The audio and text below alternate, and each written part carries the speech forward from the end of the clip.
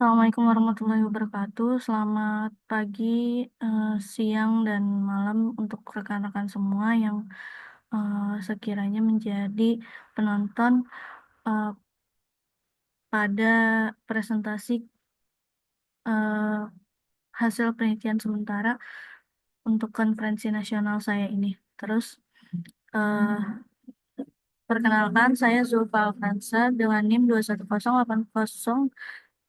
Oke, maaf, salah ketik. 21080150154 dengan judul penelitian hubungan antara body image dan online self presentation pada emerging adult pengguna Instagram.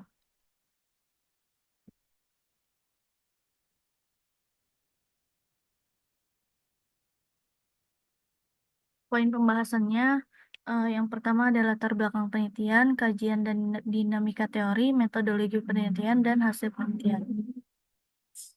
Latar belakang dari penelitian ini yang pertama adalah individu pada masa emerging adulthood yang mana pada usia 18 sampai 25 tahun itu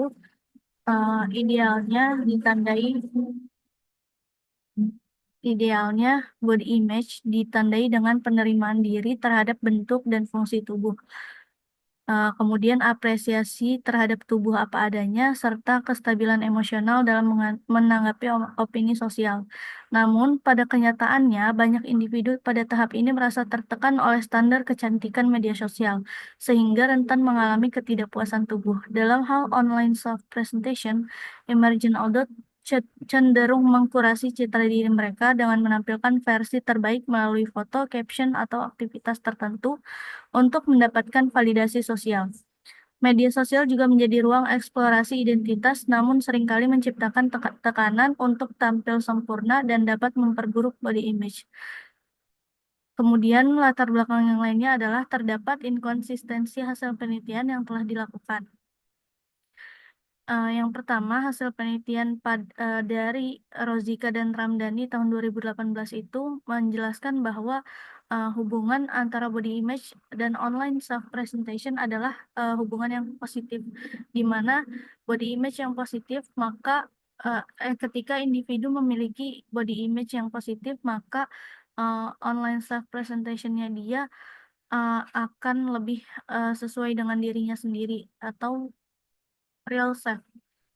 Kemudian, adapun pada hasil penelitian para Mesti Huwaidah dan Zamroni 2024 adalah body image dan online self presentation memiliki hubungan negatif, di mana semakin negatif body image pada seseorang, maka semakin uh, tinggi self presentation yang dilakukan oleh individu tersebut. Kemudian rumusan masalahnya ada dua. Yang pertama, apakah body image memiliki hubungan signifikan dengan online self presentation pada emerging adult pengguna Instagram? Dan yang kedua adalah apakah individu dengan body image negatif mempresentasikan dirinya secara false self? Kemudian tujuan penelitian ini adalah untuk mengetahui hubungan antara body image dan online self presentation pada pengguna Instagram yang berada pada tahap emerging adulthood. Terus manfaat penelitiannya ada secara teoritis dan praktis.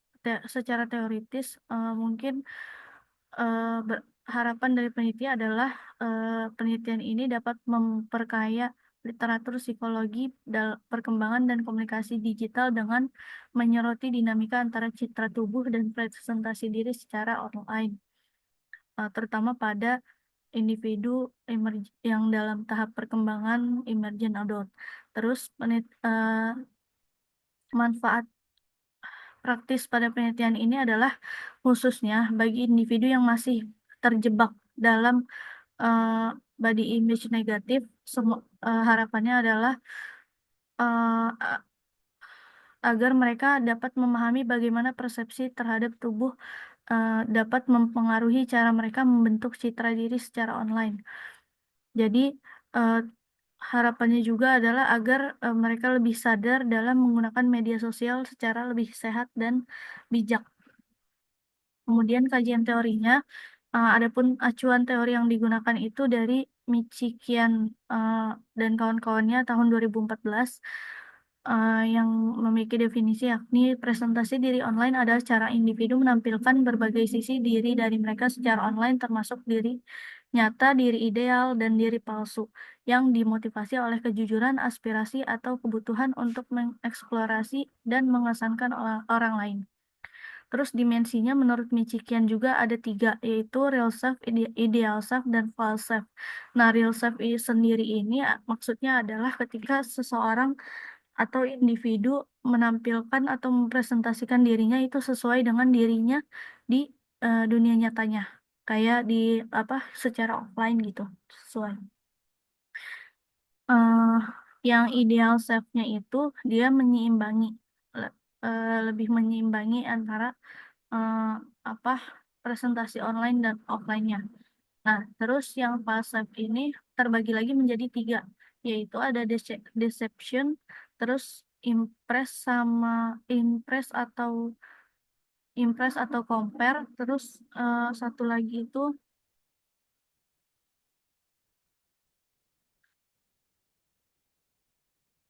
satu lagi itu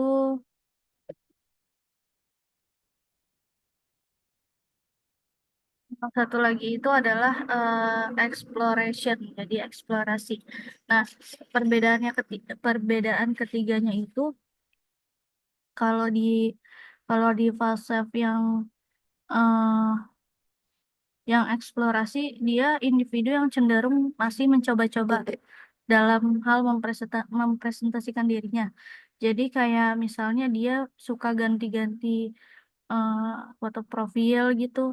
Terus yang kedua itu yang deception itu adalah individu yang mereka eh, memang berbeda gitu, kayak menampilkan dirinya berbeda antara di online, di Instagram sama di dunia nyata.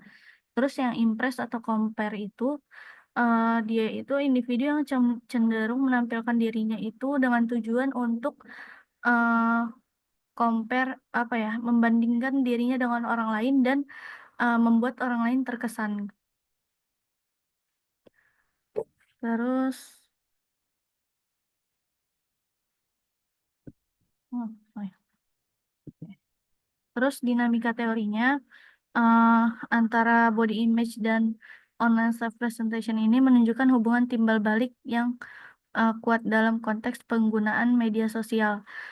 Ketika individu membentuk citra diri secara online, mereka cenderung menampilkan versi ideal atau palsu dari diri mereka demi mendapatkan validasi sosial yang seringkali dipengaruhi oleh persepsi terhadap tubuh mereka sendiri. Sebaliknya, ekspektasi dan standar kecantikan yang mereka lihat secara online, jadi ketika individu melihat orang-orang itu cantik atau indah gitu ya di Instagram, mereka ini justru dapat bisa jadi dapat tekanan eh, kepada diri mereka sehingga mempengaruhi eh, terhadap apa ya, ketidakpuasan tubuh mereka sendiri gitu. Jadinya eh, dari mereka yang tidak tidak puas itu ada eh, dorongan untuk ya udah menyesuaikan diri dengan standar tersebut gitu. Jadi apa namanya, hubungan dari teori ini adalah kayak timbal balik antara keduanya. Terus metodologi penelitian yang digunakan itu yang pertama desain penelitian. Desain penelitian itu eh, desain penelitian ini menggunakan metode penelitian kuantitatif. Hal ini dikarenakan karena hal ini dikarenakan oleh data dipro, yang diperoleh yang diperoleh oleh peneliti adalah data numerik atau berupa angka. Terus variabel penelitiannya di sini independent variabelnya body image dan dependent variabelnya itu self presentation, online self presentation harusnya. Terus definisi operasional berdasarkan pemahaman peneliti, online self presentation adalah suatu upaya yang dilakukan oleh individu untuk menampilkan atau mempresentasikan dirinya sesuai dengan keinginannya dengan tujuan agar menciptakan kesan tertentu dari orang lain secara online. Sedangkan body image adalah persepsi atau pandangan individu terhadap tubuhnya, termasuk pikiran tentang tubuhnya, perasaan mengenai tubuhnya, perasaan akan takut atau takut gemuk atau kurus, contohnya, dan penelitian terkait tubuhnya tersebut. Penilaian terkait tubuhnya tersebut. Eh, Kemudian, populasi dan sampel penelitian ini adalah pengguna Instagram secara aktif, terutama di usia 18 sampai 25 tahun. Teknik pengumpulan datanya dilakukan dengan cara penyebaran kuesioner yang berisi modifikasi adaptasi item self-presentation Facebook Scale Questionnaire dari Michigan 2014 untuk mengukur variabel online self-presentation dan adaptasi item multidimensional body self-relation questionnaire appearance scale Cache 2000 untuk mengukur variabel body image. Nah, kenapa yang di kenapa yang digunakan hanya 9 item padahal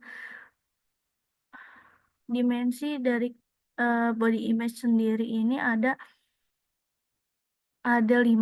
Jadi peneliti ini menemukan sebuah artikel yang yang berisi tentang pengembangan alat ukur skala citra tubuh. Jadi peneliti mencoba untuk memakainya. Dan hasil dari pengembangan alat ukur tersebut didapatkan bahwa dari 13 item valid dan eh, 13 item reliable didapatkan hasil 2 dimensi. Dan kemudian dilakukan lagi uji exploratory dan dihasilkan 9 item. Terus teknik analisa datanya setelah data terkumpul, datanya dianalisis dengan perhitungan statistik korelasional Pearson menggunakan software SPSS untuk Windows versi 25. Terus hasil penelitiannya adalah hasil uji validitas adaptasi self-presentation Facebook Questionnaire, yakni adalah uji validitasnya terdapat 5 item yang tidak valid karena memiliki nilai alpha Cronbach if item delete lebih dari nilai alpha Cronbach dari 31 responden. Kemudian hasil uji reliabilitas adaptasi self-presentation Facebook Questionnaire terdapat nilai alpha Cronbach-nya sebesar 0,786 dengan jumlah responden sebanyak 31 orang, maka alat ukur ini dapat dikatakan reliable karena lebih dari nilai 0,6. Sementara hasil uji validitas adaptasi multidimensional body satisfaction ya pokoknya hasil uji validitas adaptasi dari MBS RQAS ini terdapat 5 item yang tidak valid dari 9 item tadi. Kemudian uji reliabilitasnya didapatkan nilai Cronbach alpha sebesar 0,093 dengan total 31 responden. Maka hasil reliabilitas tersebut dapat dikatakan sangat jauh di bawah angka 0,6 sehingga dapat dikatakan alat ukur ini tidak reliable. Hasil penelitian sementara adalah berdasarkan hasil uji validitas dan reliabilitas sementara, maka peneliti belum mengambil langkah untuk melanjutkan pada tahap uji korelasional, serta peneliti mempertimbangkan untuk mengulang kembali proses pengambilan data dengan alat ukur yang lainnya yang lebih sesuai dengan dimensi pada variabel yang digunakan. Mungkin cukup sekian dari presentasi hasil penelitian saya. Kurang lebihnya mohon maaf. Wabillahi taufik wa hidayah. Wassalamualaikum warahmatullahi wabarakatuh.